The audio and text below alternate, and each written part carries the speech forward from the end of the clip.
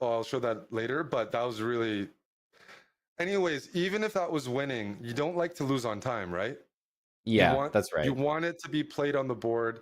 There's ways that position could end up being a draw if it's misplayed.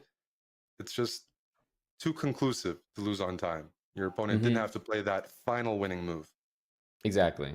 Yeah, there's no proving it in that final moment. But to be honest, Jan's someone that with the score we're seeing, the level, the form that we're seeing from this match, that's something we basically expect from him at this point.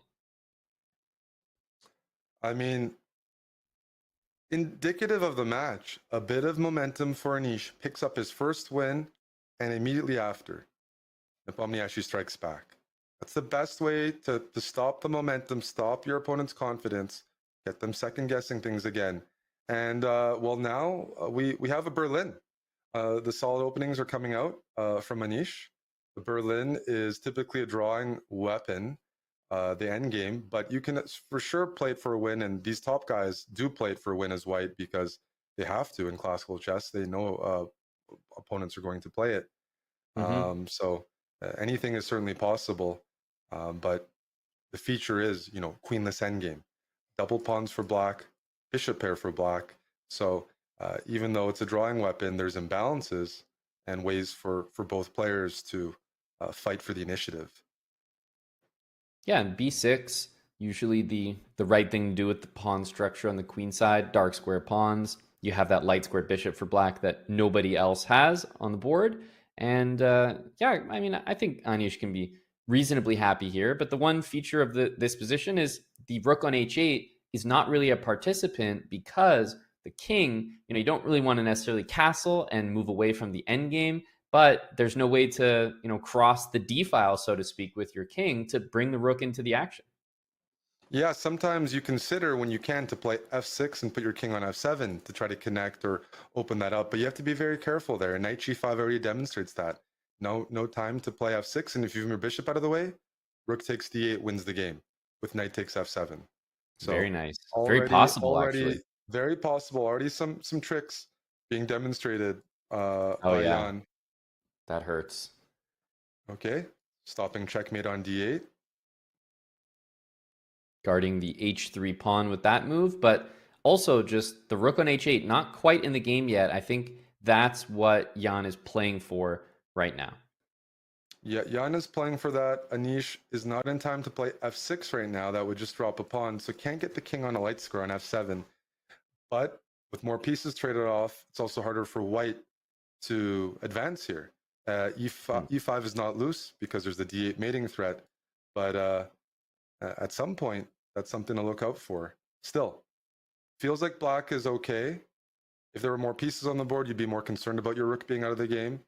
But here the question is, how can white take advantage of the current situation where the rook is out of the game? What can And you I, do I, right now? I guess f4 is being planned, but then Giri is F4, intending knight d4 and bishop c6. knight d4, bishop c6, and maybe the knight goes back to e6. And Right. now all your pieces have some stability. You can keep the knight on d4 as well. But either way, you're spacing things out and clawing back. Hmm. Also, knight takes e5, rook e1 is the idea. And even if it doesn't win material, if it trades everything off, some of these endgames, Berlin endgames, can still be tough for black because doubled c pawns means that white enjoys a pawn majority on the king side and passed pawn potential. If everything gets traded off, double pawns aren't the best.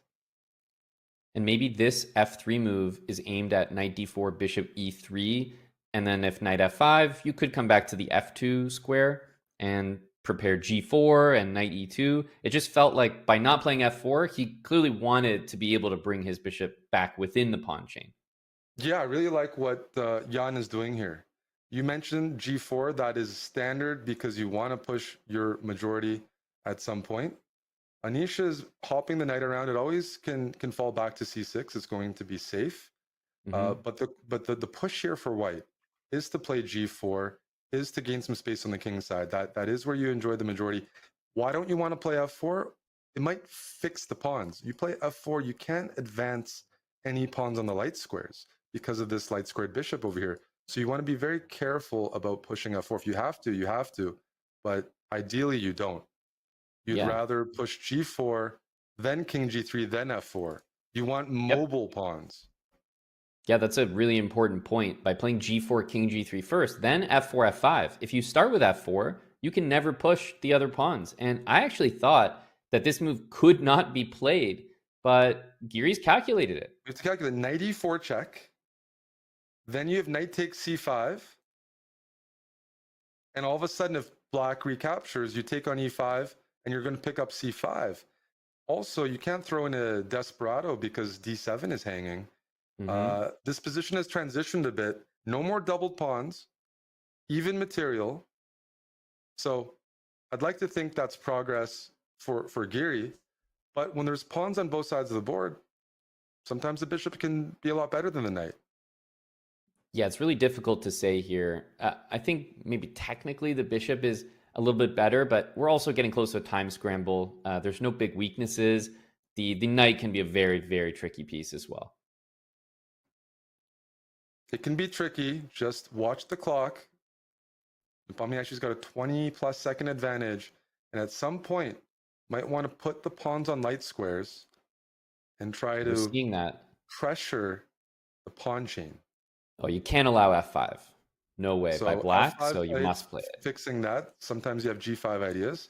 And now you might want to push this pawn to b5 to fix these pawns on dark squares so that your dark squared bishop can eventually reroute and target things.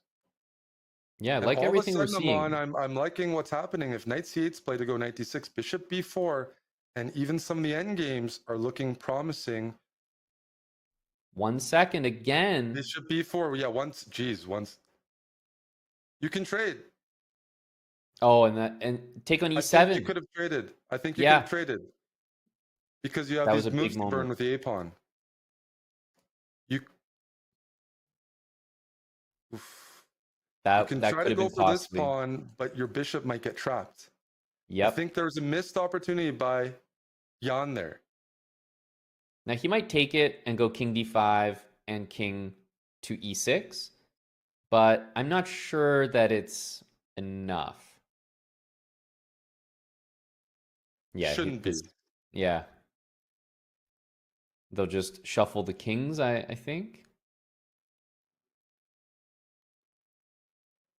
There was that brief moment, the players were playing so quickly that Jan, I think, could have traded into a king and pawn endgame with opposition.